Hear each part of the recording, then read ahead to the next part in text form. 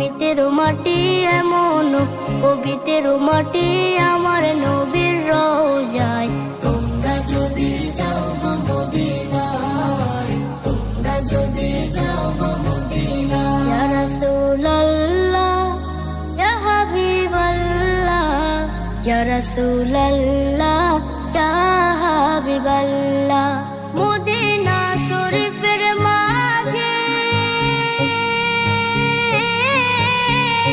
বেহেশতের বাগান আছে,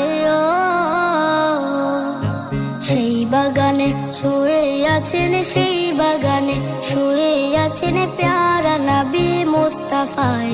তোমরা যদি যাও